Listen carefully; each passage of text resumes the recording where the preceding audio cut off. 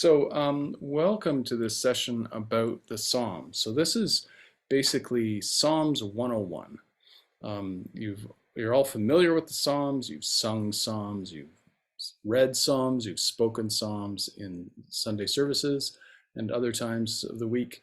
But you might not have ever sat down and tried to figure out what the Psalms are actually about. And so I'm going to give just kind of a crash course in how to understand the Psalms. And this will be the first of two parts. So we'll do sort of Psalms 101 tonight.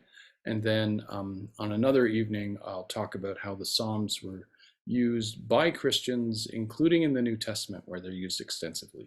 And they're often used quite subtly. Many of the words which Jesus speaks is actually quoting from the Psalms, particularly when he's on the cross.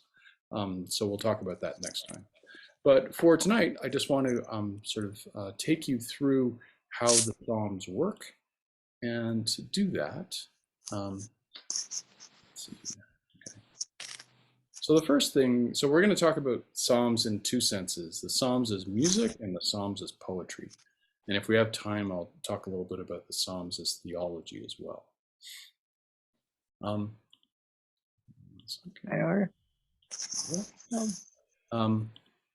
So the first thing to know is that the Psalms are music. We were just talking about music. And psalm, the word psalm itself is just a Greek translation for a Hebrew word, which means songs of praise. And they're in the Hebrew scriptures as we have them. There are 150 psalms, and they're all meant to be sung. So even though often in church services, you'll have people, present the Psalms as, one of the readings of the day. Like in some churches, there are 4 readings every Sunday morning. And one of those readings will be a psalm, and the psalm is often read responsively, where, the minister says a couple of lines and the congregation says a couple of lines, back and forth like that. That's fine. That's a perfectly reasonable way of doing the Psalms, but that's certainly not the way they were designed. They were designed to be sung very, very explicitly. And we know this because the Psalms actually mention it. So I'm going to put up the words, just the start of one of the Psalms up onto the screen. Would someone like to read this Psalm? It's not very long. It's like 1 page. Any takers? Nope. Okay, I can read it. That's not a big deal. So this is from Psalm 95, which people who go to our prayer service will recognize. Come, let us sing to the Lord. Let us shout joyfully to the rock of our salvation.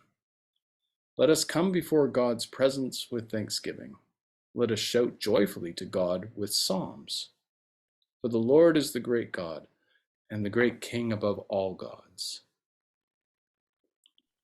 So there we see quite explicitly that the Psalms were something which are sung and are basically shouted even in a church service. People would go up to the temple and some of the Psalms are actually about going to the temple, like literally walking up the hill that would take you to the temple. And they're songs about the songs that they sing on their way to the temple. And then once you got to the temple, it was customary to sing psalms. There's 150 psalms, which may reflect the fact that if you look at all of the Sabbath days over 3 years, like for a 3-year cycle, that comes to about 150, since there's 50 weeks in the year. So that might be it. Some of the psalms are just monstrously long, like incredibly long, not the sort of thing which you would easily sing in passing, whereas others are extraordinarily short, hardly longer than a paragraph. And one of the things about Psalms is that they are full of musical notation. So, for instance, in this psalm, this is the start of Psalm 68.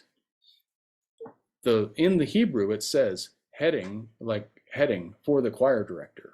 So there's an instruction to the choir director right in the psalm itself. And then it says by David, a psalm, a song. And then there's the actual text of the psalm. May God arise, may his enemies scatter, may those who hate him flee from his presence. As smoke is blown away, may you blow them away. As wax melts before the fire, may the wicked perish before God. But the righteous rejoice and celebrate in the presence of God. They will be happy and joyful. Sing to God. Make music to his name. Lift up a song to him who rides through the deserts. His name is the Lord. Celebrate before him. So there, we really clearly see all sorts of musical references. It starts off with musical references and directions, and it mentions singing even within the psalm.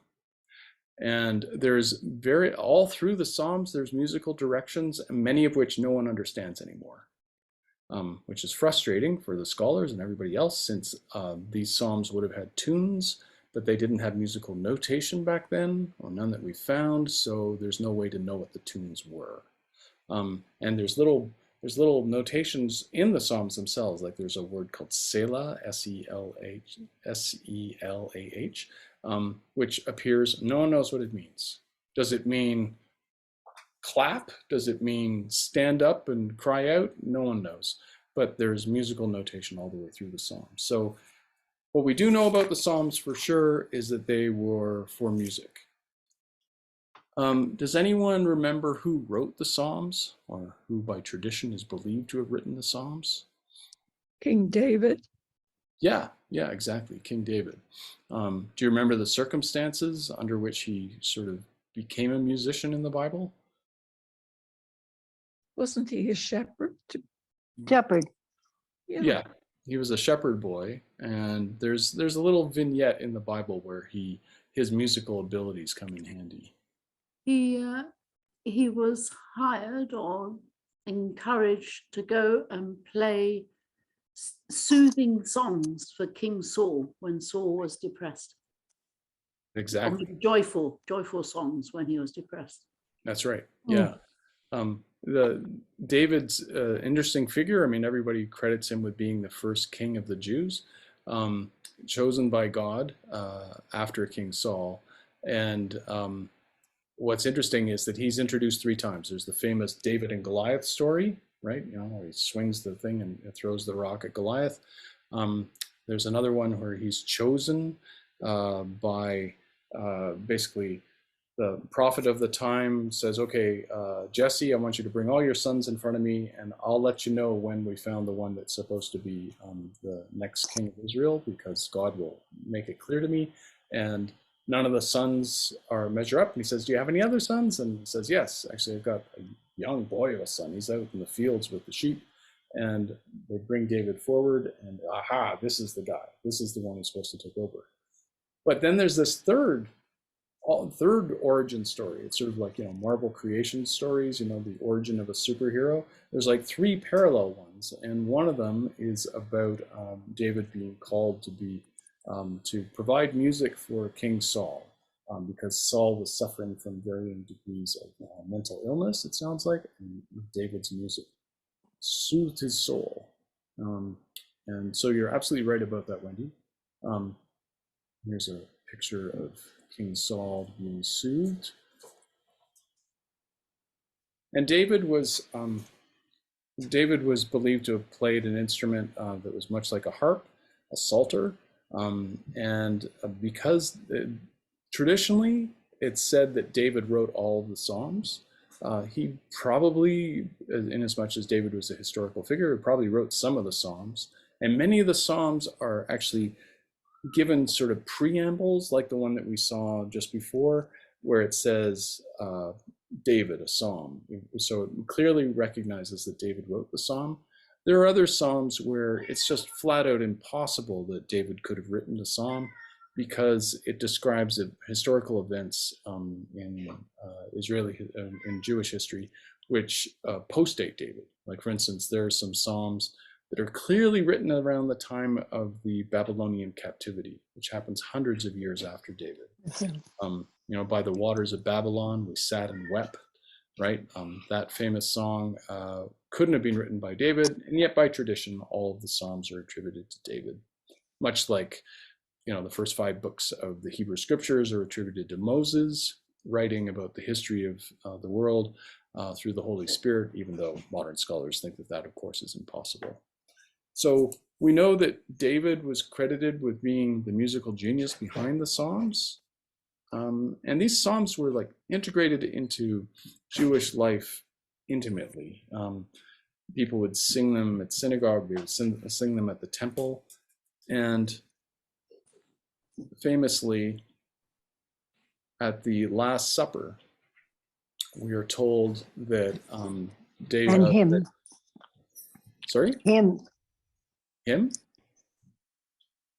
I don't know who said that. At the Last Supper, one of the things they did at the end was we were told that they sang hymns. And the hymns which they would have sung, because it was a Seder supper, would have been psalms of praise, which are Psalms 113 through 118. And they would have sung these before leaving. And it says right in the New Testament accounts, and then they sang a hymn and then they left for the Mount of Olives. So this was a key part of how Jewish life was even when Christ was alive. I'm going to pause there for a second. Any questions so far? I feel like I'm doing a lot of the talking, so. I was mumbling in the background, not about the Psalms, but about the painting you just used for the Last Supper. I note that they show a tablecloth on the table, and I wonder whether at the actual Last Supper they would have used tablecloths.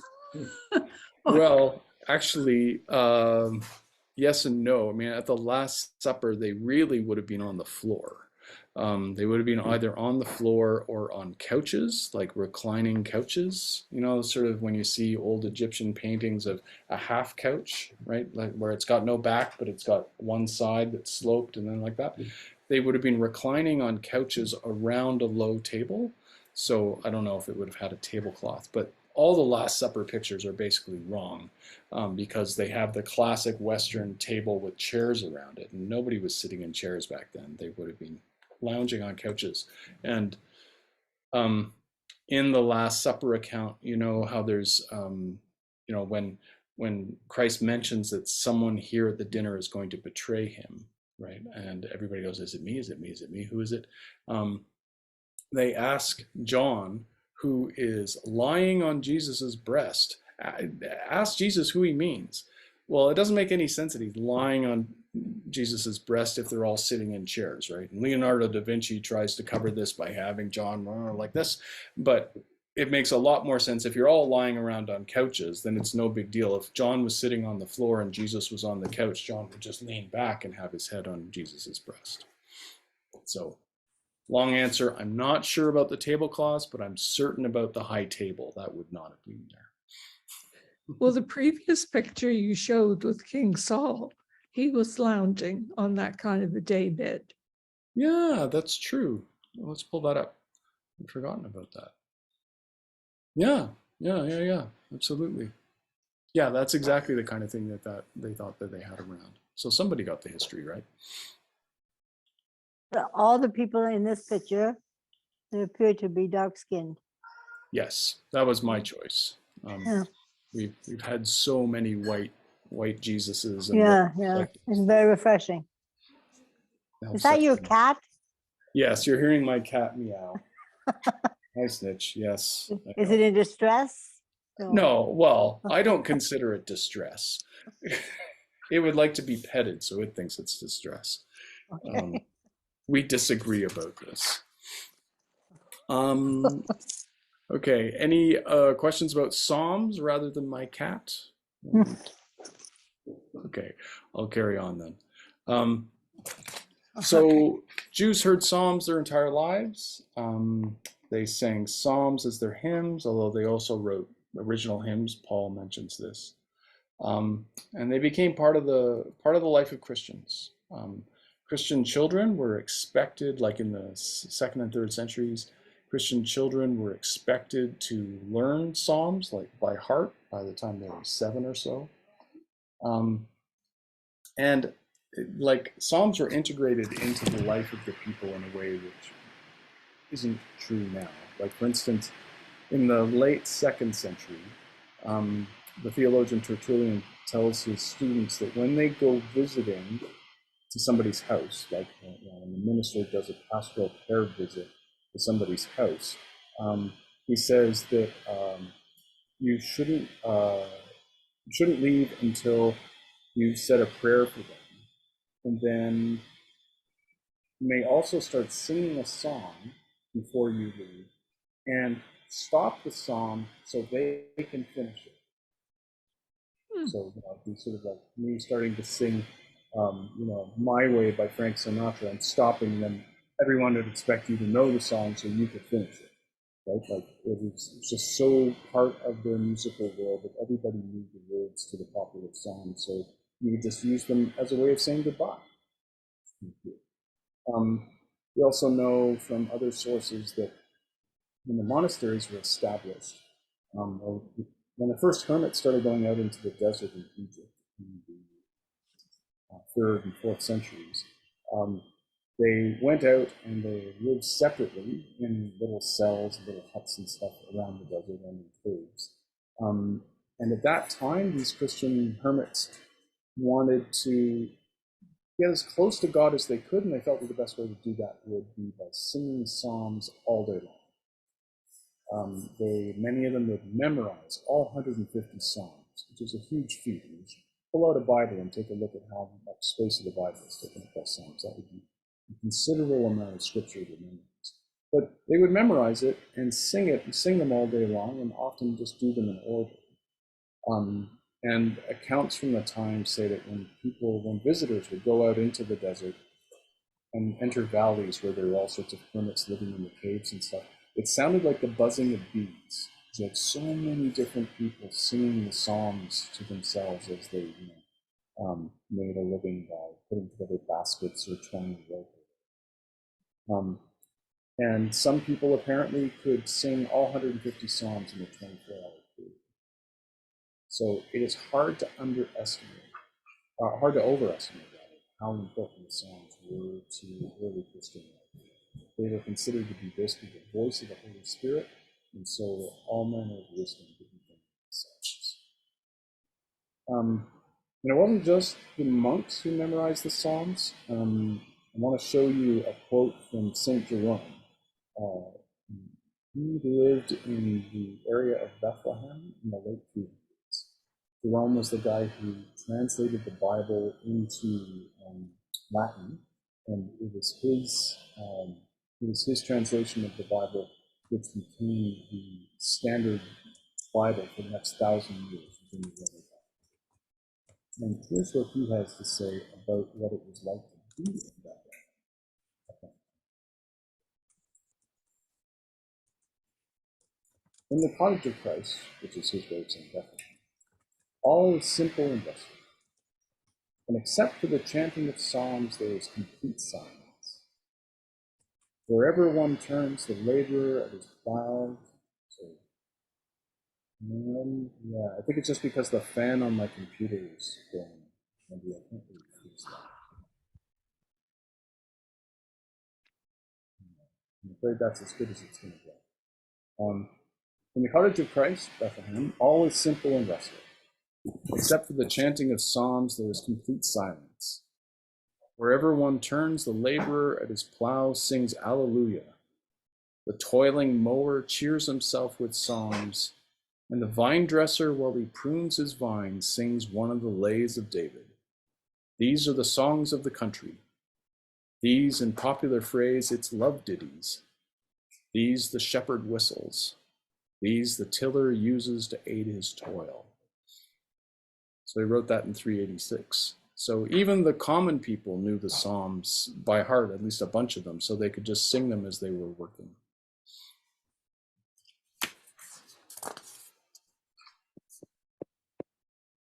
So the Psalms became basically the Christian hymn book and remained so all through the Middle Ages.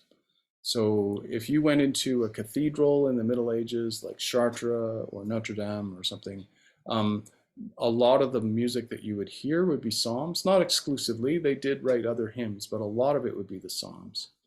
And when the Protestant Revolution happens starting in 1517, there's a reaction against all things Catholic, right? Luther and the guys just say the Catholics have gone too far in the whole indulgences thing. They've become too symbolically minded in their interpretation of scripture. They become too elitist by not allowing regular people to read the scriptures. So they change all sorts of things, translating scriptures into the vernacular languages like German and English. And they also changed how music works. Although Luther wrote some hymns himself, some of which we still sing, sometimes on like Reformation Sunday, which is a week from now. Calvin, who in some ways was even more influential than Luther in terms of what actually happened to the church, he said, you know what? All of those Catholic hymns, out the window with them. The only ones we can trust to be truly orthodox are the ones which were done by the Bible itself. So the Psalms are the only hymns that we should sing. And so for the Puritans who came over to Massachusetts, they were only singing the Psalms. And that held until the late 1700s, early 1800s. Virtually the only church music that you would hear in Protestant churches would be the Psalms. And it wasn't until the late 18th century, early 19th century that people started getting creative again and starting to write hymns. And now, of course, we have a hymn book which is full of songs which are not psalms, which is good. But there's still lots of psalms which make their way into the music that we hear. So I thought I would just play a song which you often hear at funerals, on Eagle's Wings, which is thoroughly influenced by the Psalms.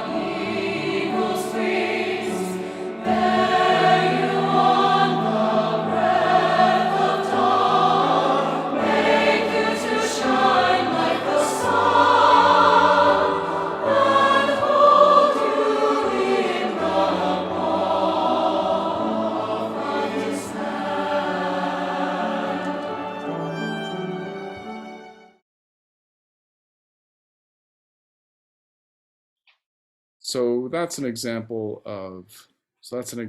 whoa, that's bright. That's an example of a modern hymn which is highly influenced by Psalms. The words, a lot of the words come from Psalm 91. So Psalm 91 goes like this. One who dwells in the shelter of the Most High. Oh, sorry.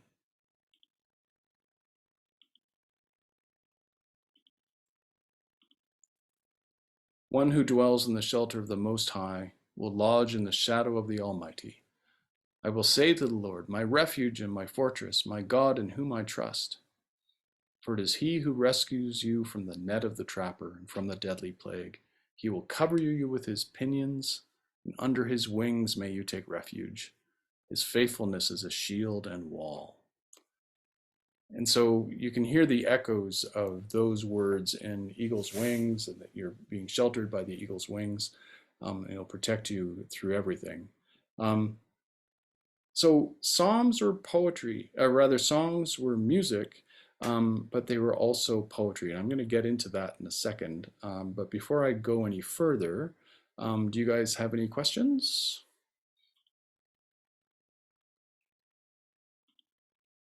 Are there any favorite Psalms that you have? Well, the one you just played is one of mine. I actually had the soloist sing it at my husband's funeral in February. Mm-hmm. Because he was an outdoor, it was more of a tribute. He was an outdoor person. I also remember singing it at an anniversary in Lunenburg when we were celebrating the anniversary of the town one year. And we had just a choir that came together on the spur of the moment. And that was the piece chosen with Nice. the various parts, because it lends itself to that. So Yeah, it certainly does. And it's got that soaring music, right? You really feel like you're being lifted up by an eagle's wings. But most people like the 23rd Psalm because they Mhm. find it comforting. Yeah, yeah. And I lots. like Unto the Hills, if you, as one of mine. And did you learn that psalm when you were a child, or is it something that you grew to like as an adult? Um, I I don't remember. Somewhere along the line, I memorized the 23rd Psalm. All right. Mhm. But I went to church as a child. So I likely sang it in church. Right. I don't remember not knowing it. And as a teenager, I played for Sunday school. So that sometimes, of course, that would be one of the hymns. Right. Anybody else have any favorite psalms or I songs? like Make a Joyful Noise unto the Lord. Hmm. Make a Joyful Noise. There's a wonderful version in Voices United, really up-tempo thing. So You're right, Isla. very lovely and very happy. Mm-hmm. Yes. Wendy and Richard, do you guys have any favorite psalms? I like 121, like Sheila. I learnt it first as a hymn, Mhm. and I didn't go to church as a child, but it was a regulation in the schools in England that every morning had to start with an assembly. Right. And I was fortunate enough to go through schools where the principal was practicing Christian, and so they were very meaningful services. And as a youngster, we'd learn all the hymns by rote. And it was only quite a bit later that I realized that this hymn that I love singing was actually taken almost directly from the psalm.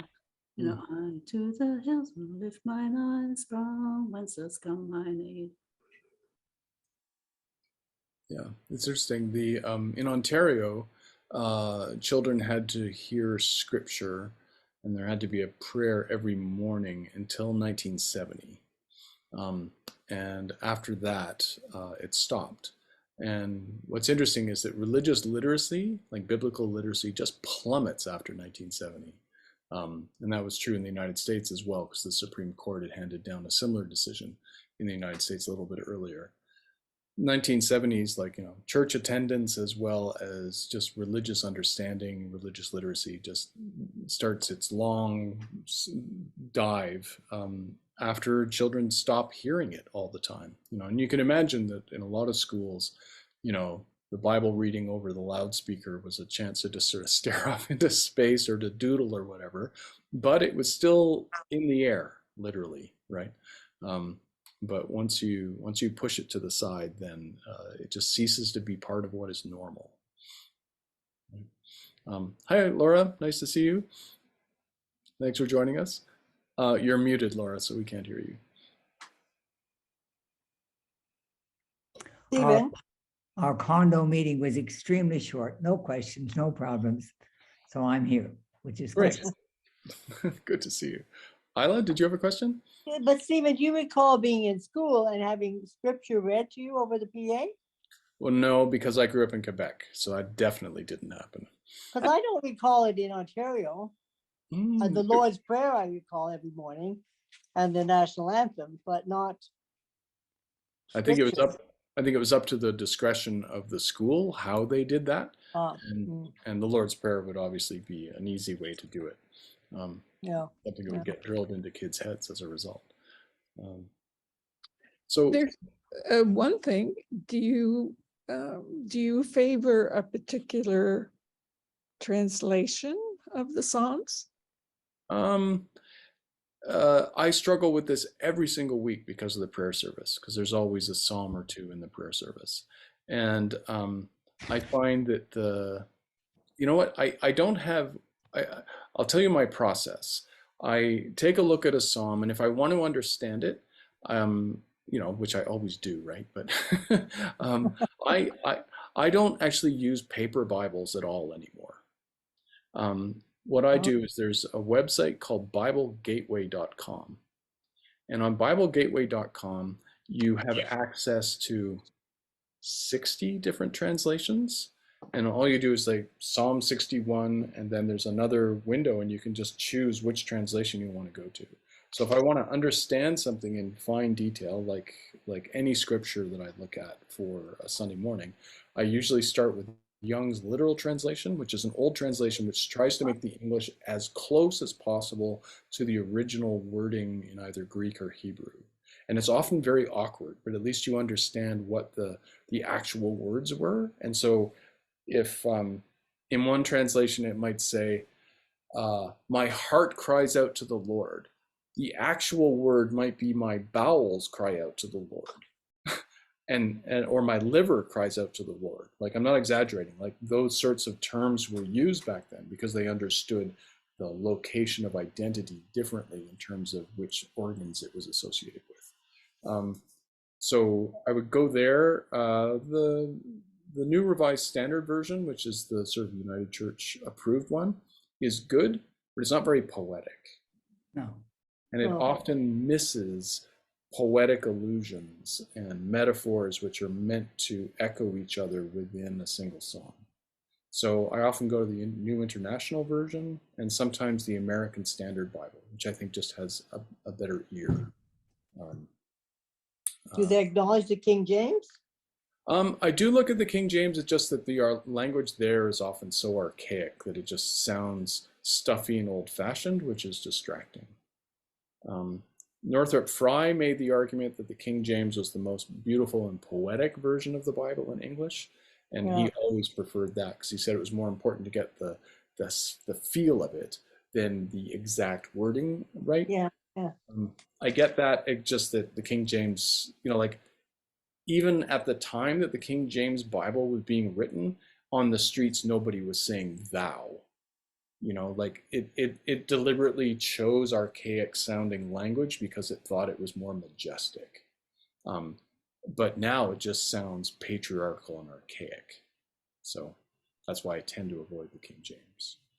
And of course, there's very, very contemporary translations like the Message translation, which is a paraphrase of the whole Bible, basically. And it can be very effective if you just want to, make it sound like Jesus was saying, "Hey, buddy, sit down. I want to tell you something." Like it's good for that. But that too throws out a lot of the illusions and stuff which are happening. There's a lot of the Bible. Well, we'll get into this in a minute. So because what I want to move on to next, if you don't mind, is we've been talking about the Psalms as music, because they were definitely songs meant to be sung. But in terms of how to understand them, both in terms of what they could mean to us as well as what they were trying to get across, it's helpful to look at them as poetry. And, all of us went to school long ago, high school poetry class or English class where we learned to dissect poems. In poetry analysis, you pay really, really close attention to the word choices, right? Because every poem is a little world conjured out of nothing, right? There's a blank page and then the poet decides to put words there. So every word is carefully chosen. We should bring that same attitude to the Psalms, because they are basically poems set to music, and they are very, very careful in their word choice. And so I'm going to take you through some of the poetic logic of how the Psalms work. So let's see if I can get this set up right. Right, so the Psalms as poetry. Poetry for us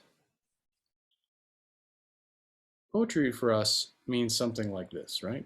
Roses are red, violets are blue, the man in the moon is playing just for you, right? That's a simple little poem. Why is that a poem? It It rhymes. rhymes. Yeah, it It rhymes, is right? a rhythm, Yes. a tempo. like the Yeah. song. Yeah, it's musical, right?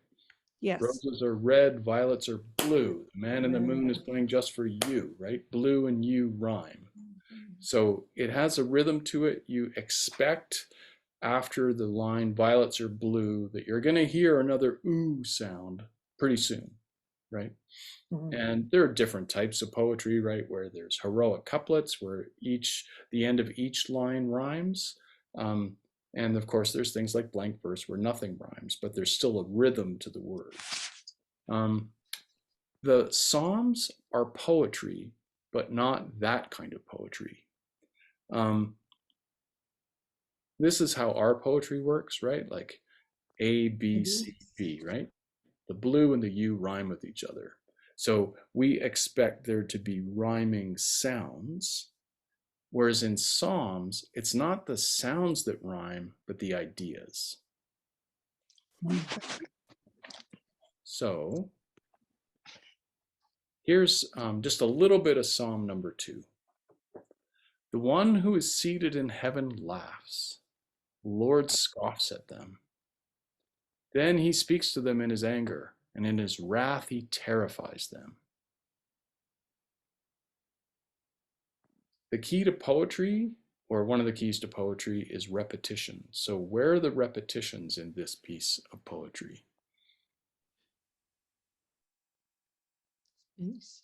Between within each verse. So there's one sentence. The first one is about laughing, and scoffing's laughing too. And then in verse 5, there's two phrases, and they speak about anger and wrath. So similar notions.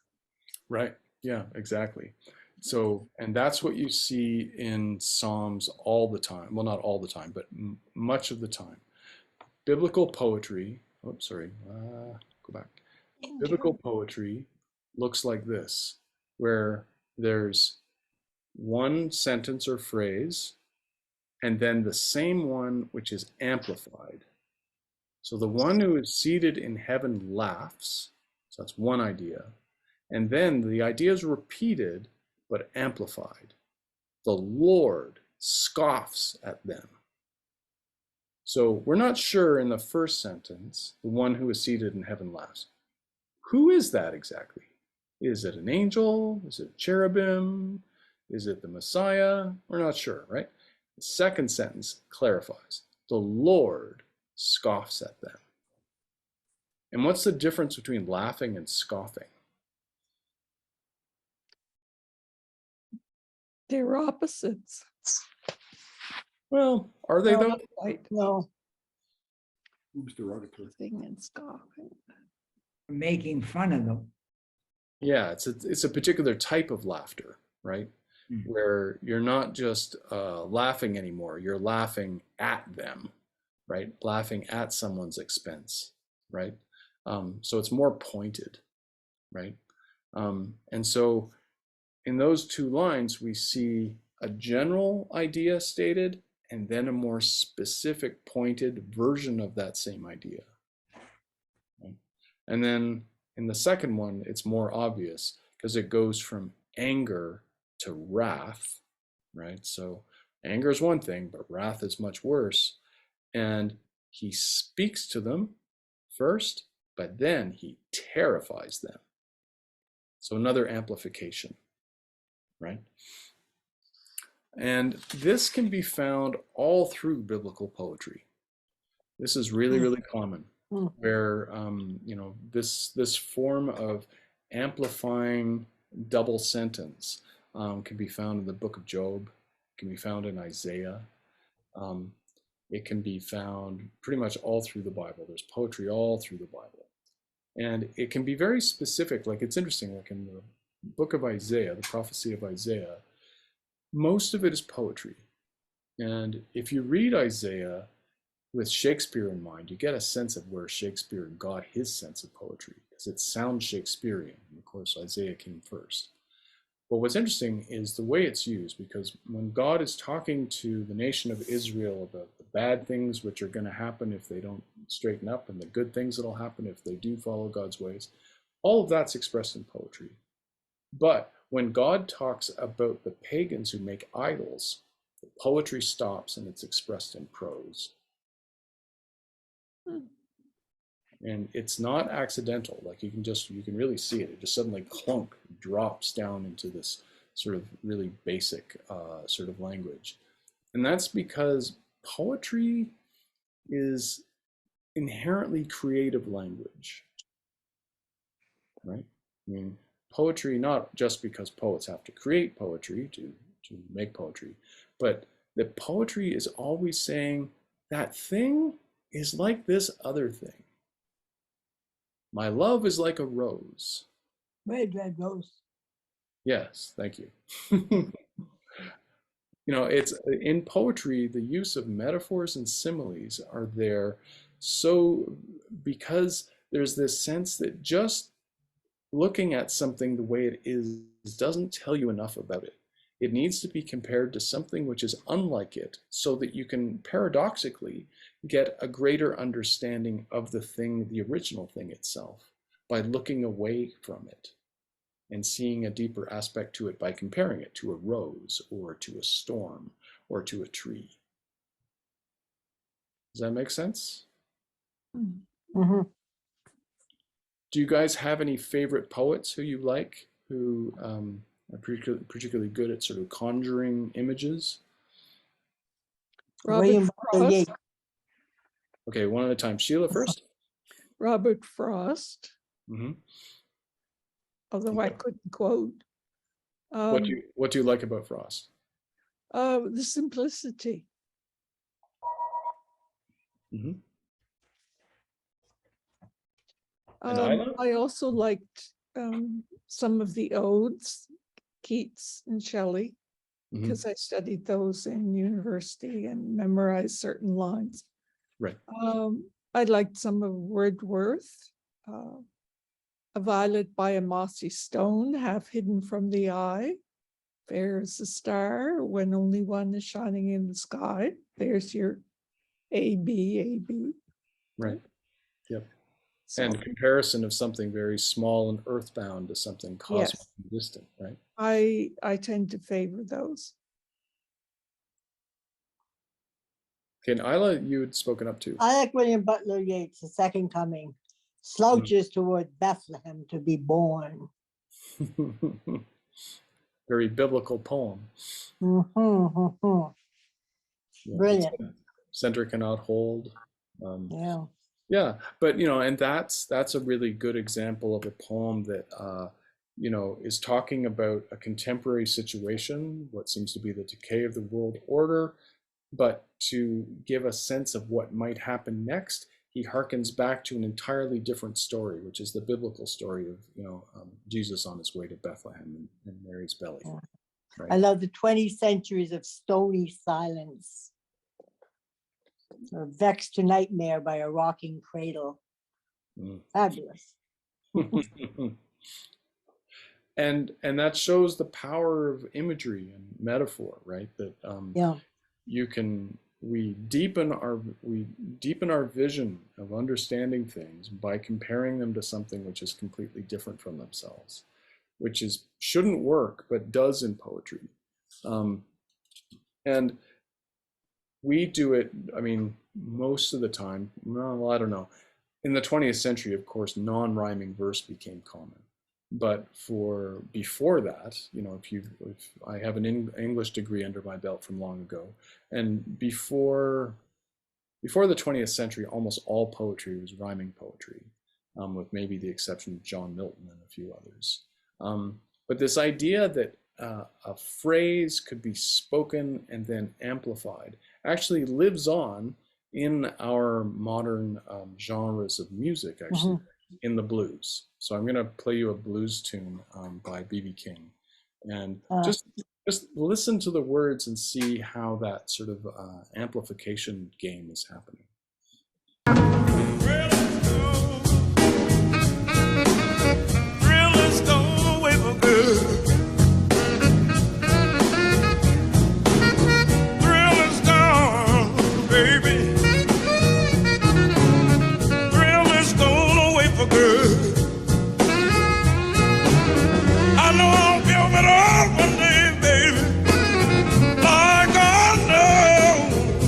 man should.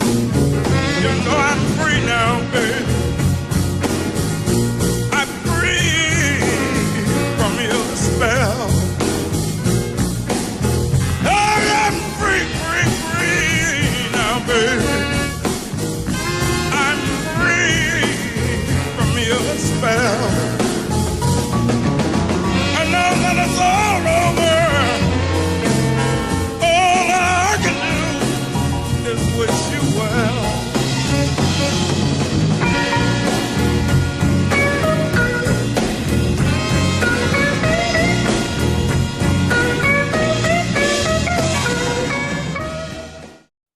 So did you hear that phrase and amplification of phrase in that song?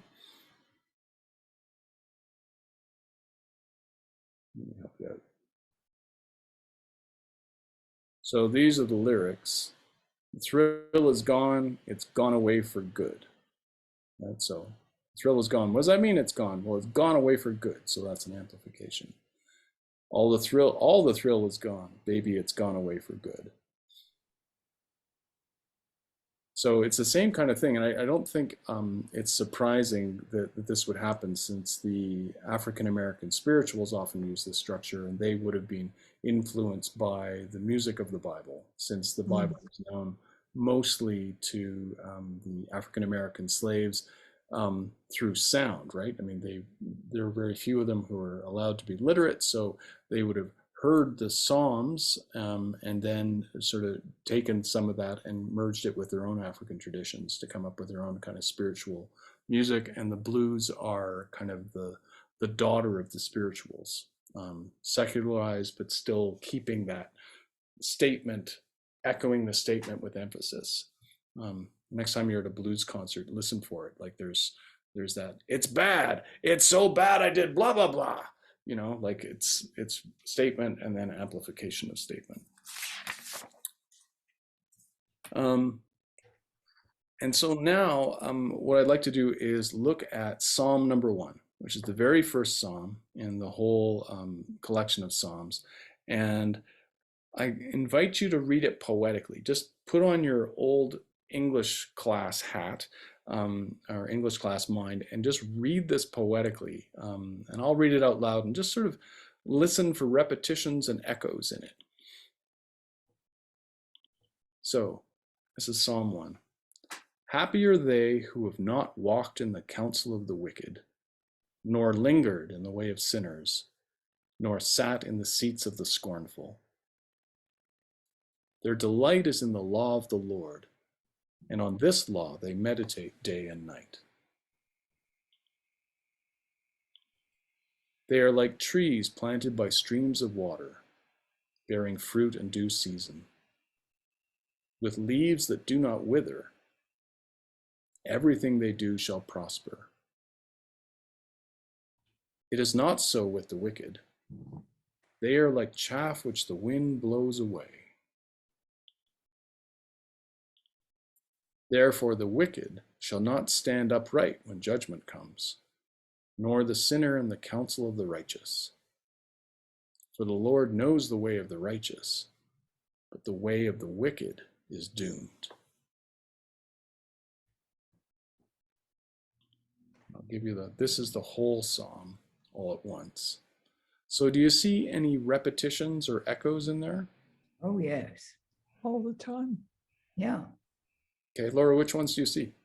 Well, I mean, happy, shoot, it's covered there, but happy are those who do not stay in the counsel of the wicked, nor linger in the way of sinners, nor sat in the seats of the scorned.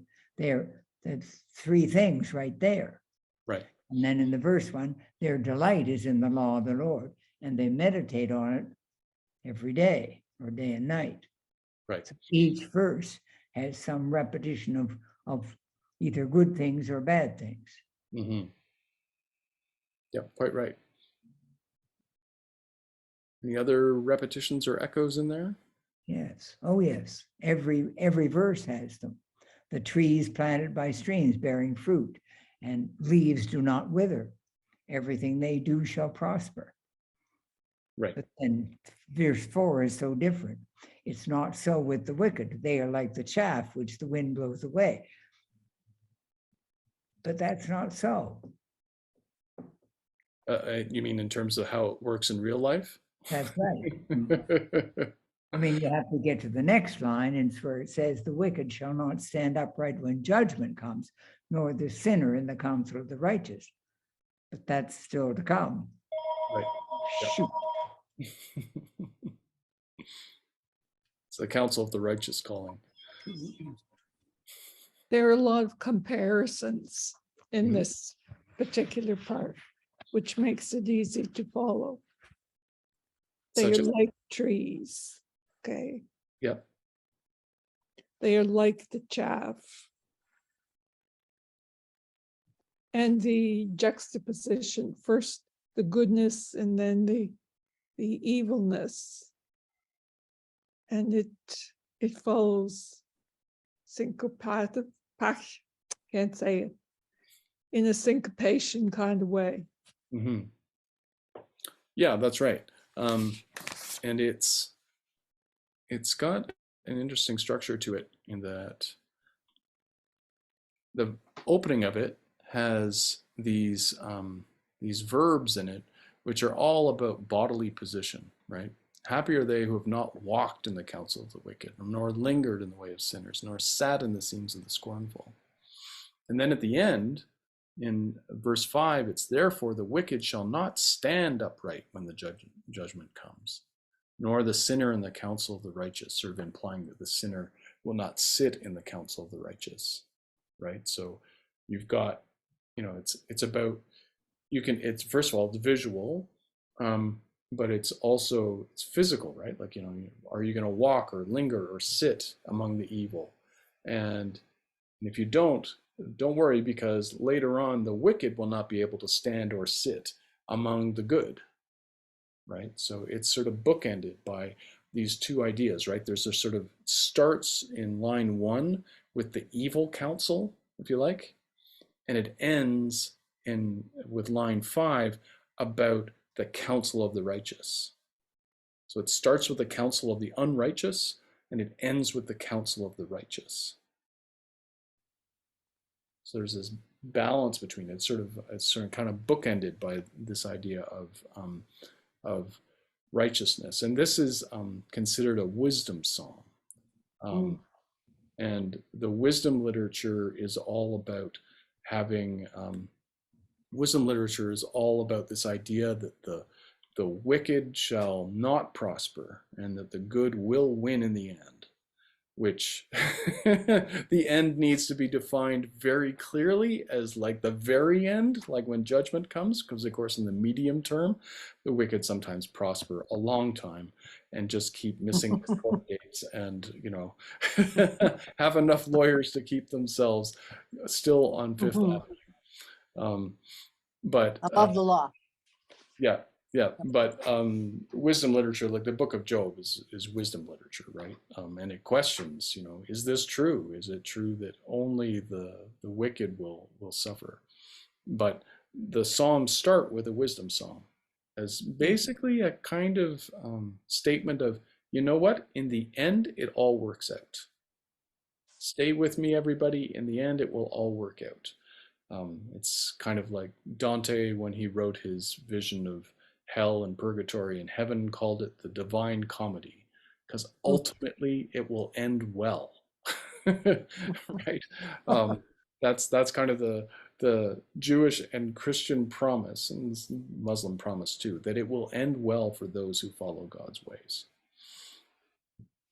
Let me just pull this up again. There's a balance in this from top to bottom and within each of the verses, beginning and there's a lovely balance, which makes it very satisfying, very soothing. Yeah, that's right. And you may not notice it when you hear it or if you have to recite it in church, but it's there. And that's why I encourage people to take a look at the Psalms and treat them as seriously as you would treat poetry. This was written, I don't know, 2,500 years ago. And yet it's extraordinarily clever and subtle. Yeah. And this is just one, like there's a lot of them, and they all have these sorts of things going on in them. And one of the things which is interesting in this is like this image of the tree planted by streams of water bearing fruit in due season with leaves that do not wither. If, you know, in the book of Revelation, the city of God will have trees along the river which have leaves that do not wither, which are always in season. That vision is echoing this first psalm. Oh. Very explicitly.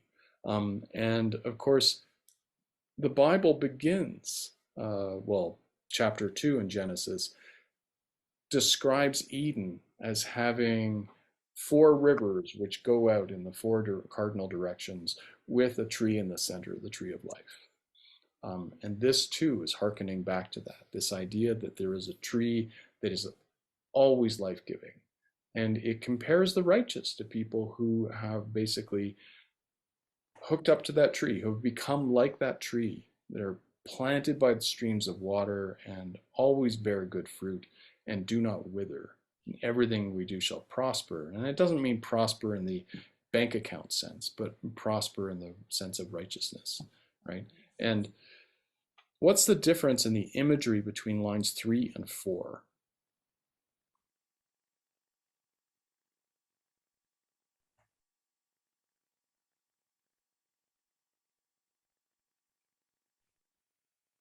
Well, the wicked are like the chaff, which the wind blows away.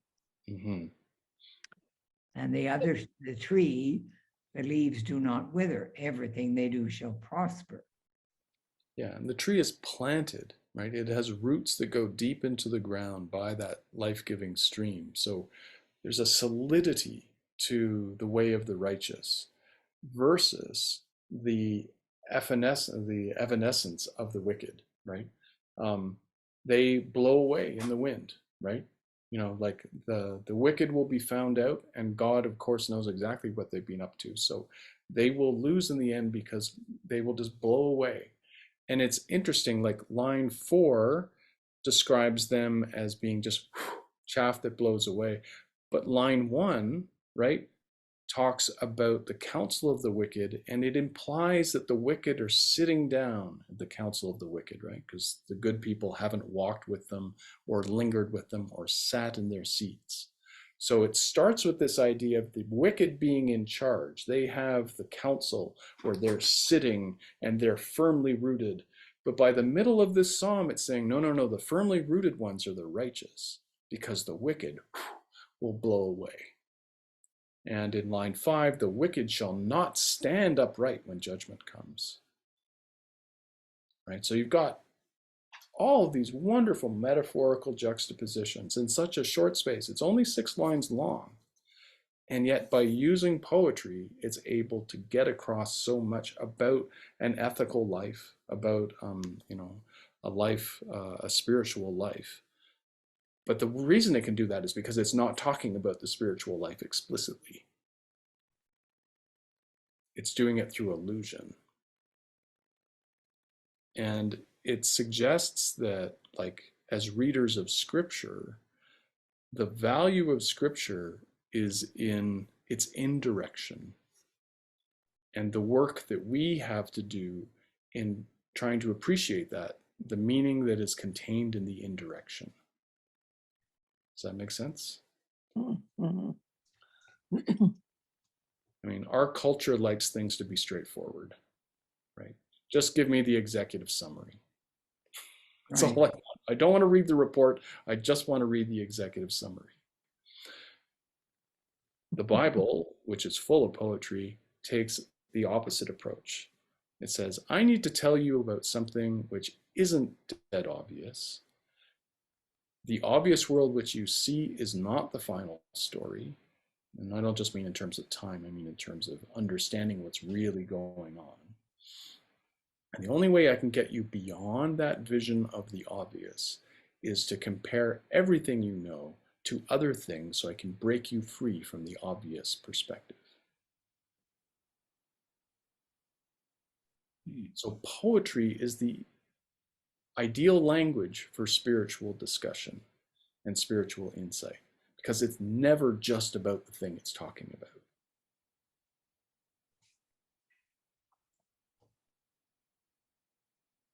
And sorry? So I said a definition of poetry was that which oft was thought, but ne'er so well expressed. That's the expression that comes through in the poetry. So I think, Stephen, we have to work on the King James Version with you a bit, because it is just dripping in poetry. And it doesn't matter whether it's archaic, it's just beautifully there, like Gregorian chant is to music. Now I rest my case. I will be quiet. I will go mute. You don't have to go mute. Well, what I should do is the next couple times we do the prayer services, I'll pull up the King James versions of the song. Wonderful, wonderful. See how you wonderful. do. See how you do. They're so well expressed. Yes, well, get ready for a lot of very patriarchal language, but and there's a kind of theological aspect to this, which I guess I'm already talking about. You know, in the Hebrew scriptures, it describes three types of heavenly beings in addition to God, right? There's the angels, like the angel Gabriel who came to talk to Mary. And then there's the cherubim and the seraphim. The cherubim are described as having eyes all the way around their heads and 3 pairs of wings. So in front, on the side, and in the back. And anytime I show you a picture, except the pictures never make any sense because that doesn't look like anything. But the reason the cherubim are defined that way is because the cherubim are heavenly beings who are not messengers like the angels. Angel means messenger. The cherubim are, anytime they're seen in the Bible, are considered quite terrifying. I think Daniel sees them in his apocalyptic vision. But the cherubim, what the Bible's trying to get across is, if you could see everything all at once and go everywhere all at once, what would you look like? Well, I guess you'd have to have eyes all the way around. And one set of wings wouldn't do it, because you need to go this way, that way, down, up, in every dimension. The cherubim are a taste of how weird things get when you start to think about life from God's point of view. Because God can see the past, the present, and the future simultaneously. God knows what's happening in Sheila's head, and what's happening in Laura's head, and what's happening in Richard's head, what's happening in my head, Isla's head, Henry and Louise's head, everybody's head at the same time. That is not at all like a human consciousness. Like, not at all, right? And, you know, in one of the Psalms it says, it's one of the Psalms, yes. Hang on, I'm going to show you this. No, it's not. Sorry, I take that back. I thought I had this Psalm on my wall, but it's a different one. But in one of the Psalms it says, "For my thoughts are not your thoughts." Right? My thoughts are radically different from your thoughts. So don't think that you can understand me in human terms. That's not how this works. And, you know, when Moses asks to see God, you know, he's in the desert, he's been dealing with God up on the holy mountain. He says, "Can I just see you? You know, you're always in a fiery bush or a big cloud. Like, can I see you?" And God says, "Oh no, you couldn't handle it if you saw my face. That would destroy you.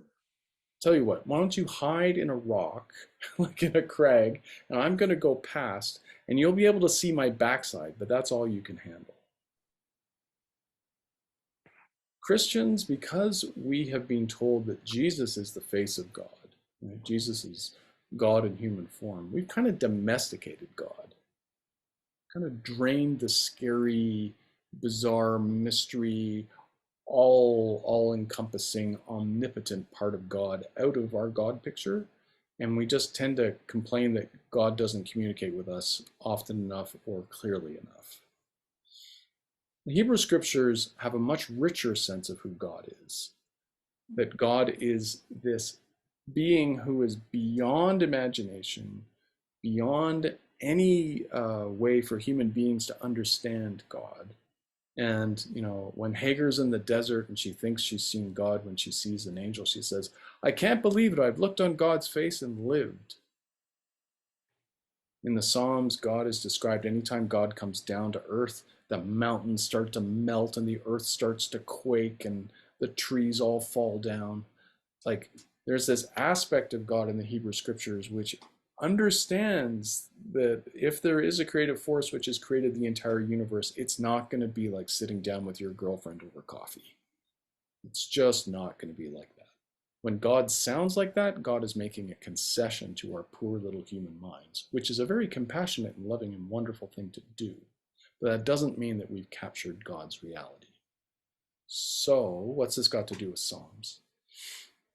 The Psalms adopted poetry as a language of talking about spirituality. And the Psalms are constantly saying this, but also this, compared to that, which is actually this. The Psalms are constantly changing perspective over and over and over again.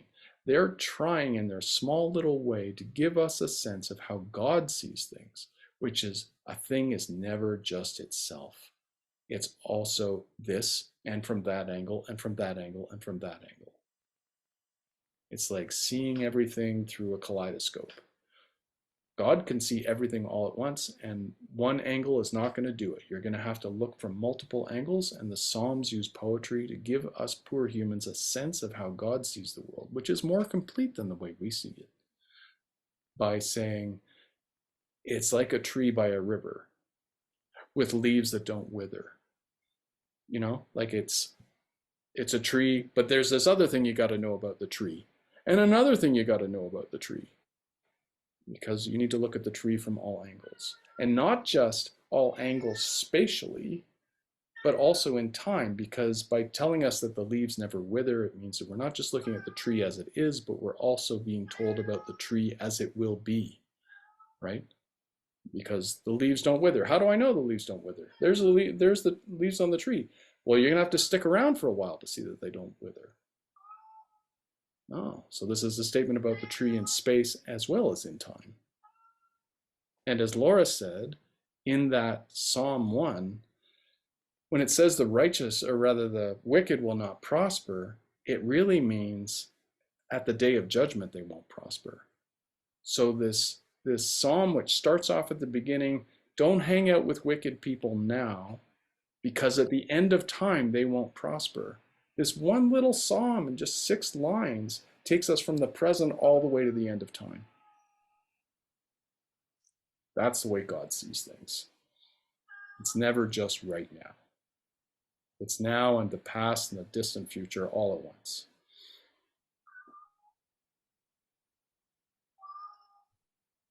You've got your cat there. Yes, my cat doesn't like all this complicated thought. Just feed me. Let's do something basic. Oh, Okay. Well, I must confess, I will go back to the King James Version and read the Bible, the Psalms. there's the poetry. That's right. They're much more poetic to read, much more fun to read. Well, and it was a popular game back at around the time that the King James Bible was written, for poets like John Milton and others to translate the Psalms into verse. And they did lots of those. So, you know, they obviously could see that the Psalms were poetry, but they figured, well, poetry means rhyming, so let's make them into rhyming poems. But that's not the most important way in which the Psalms are poetry. It's more important to see the sort of deeper level. The Psalms are trying to say, you can't look at reality just as a one-dimensional thing. You got to understand it across time and from multiple angles if you want to see life the way God sees it, which is the invitation to human beings in the Bible. That's why God keeps talking to us, so God can help us see that there's another perspective beyond the might makes right, and my army's bigger than your army, so I should be in charge. Right. Stephen, Mm. is there evidence? Is there any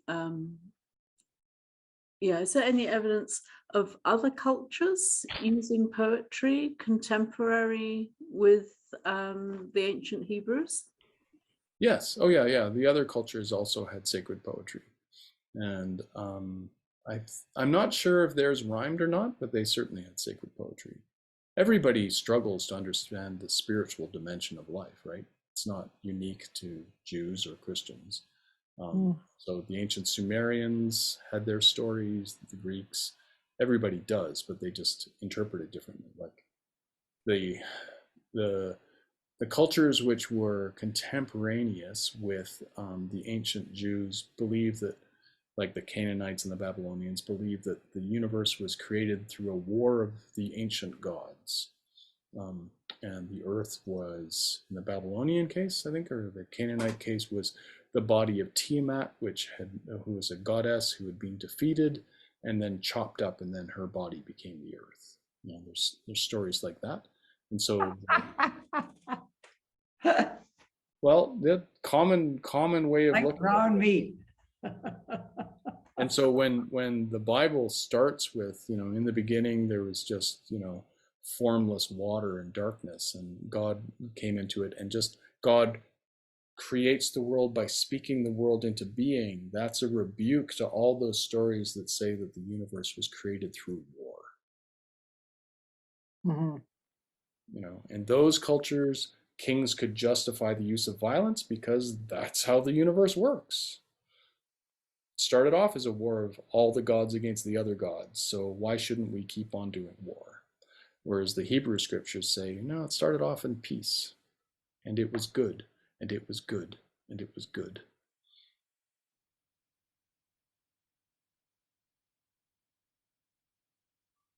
Okay. Thank you. I enjoy hearing that. Thank you. So the next time when we do this, which will be in November, I want to take a look at how the Christians use the Psalms, how they use them both in their practices, but especially in the New Testament, because a lot of the New Testament owes some of its most famous lines to the Psalms. Mm.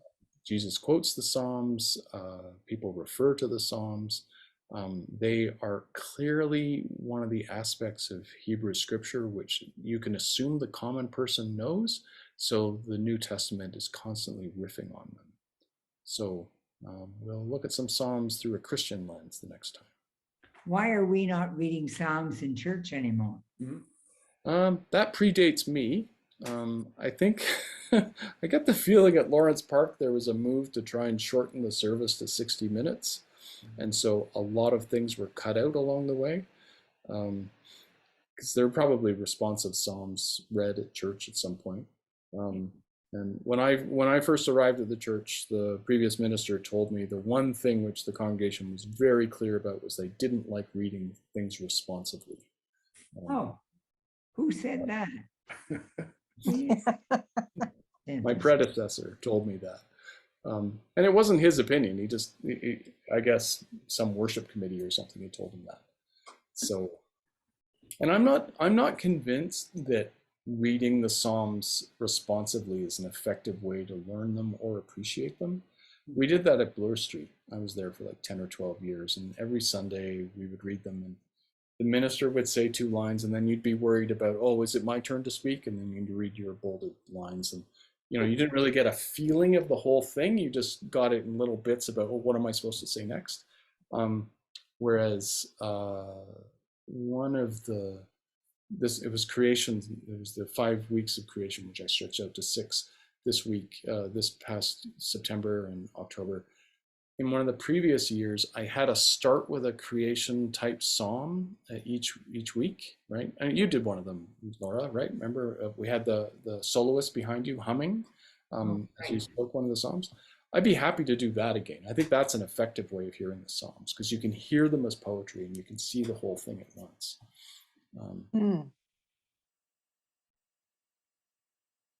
That's interesting, because in the Voices United hymn book, the Psalms are printed responsively.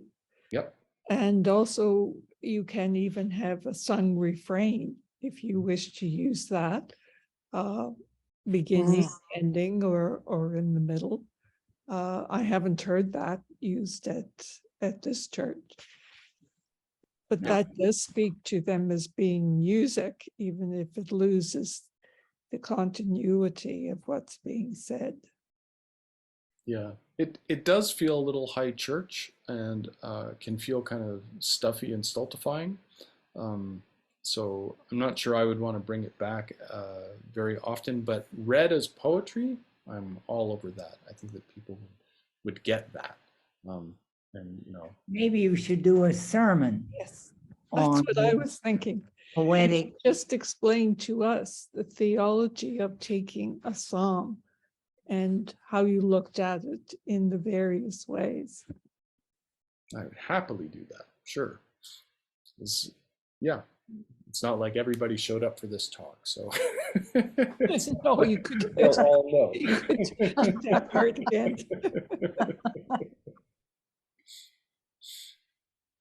Yeah, no, I'd be happy to do that. And I have done sermons on Psalms before, but yeah, I will take that under advisement because the Psalms are quite beautiful and evocative. Yes. And it helps to stare at them like we have tonight and see those parallels and stuff. Because when you just sing them, all that's passing by because you're just singing them. Stephen, I actually have a question about the Psalms as we've looked at them tonight, and then just jumping to the book of Proverbs. The book of Proverbs, it says this and this, balance, balance, balance, and it's very straightforward. But the Psalms are more complicated, aren't they? Yeah, I mean the book of Proverbs, you need to read. They tend to be couplets, right? Well, aphorisms that they give. But what's interesting about the book of Proverbs, if you read them in sections, you can see that the aphorisms will make what seems to be a simple case, and then they will clarify and provide more nuance. So they need to be read in chunks rather than just as little one-offs. And it's a collection. Like they're not even entirely consistent. No, but they are poetic though. not as poetic as the Psalms, but the Psalms open themselves up to more interpretation, I think. The Proverbs are very didactic. and Yeah, this that's right. Yeah. Soothing. The Psalms are soothing. Yeah, and the Proverbs are wisdom to go, right? You're supposed to memorize these things and be able to quote them, when you're justifying hitting your child, you can say, well, spare the rod, spoil the child. It's in the Bible, so this must be right. Yeah. Well, I hope this has helped. This is lovely. Yes. Thank you. Very. Very good. Very nice. And I did record this one, so I will put it up in the next day or two. So if you want to recommend this to anybody, they'll know where to go. Thank you. Good. Thank you. My pleasure. I will. So maybe I'll see you guys in November for Psalms Part 2. Okay. Okay. All right. Well, have a good night, everybody. Thanks very much. Stephen. Thank you, Stephen. Okay. Good night. Bye-bye. Go and sing a song to the cat. Yeah. Or at least open the door. Oh, that's it. Okay. Good night. Night, everybody. Good night.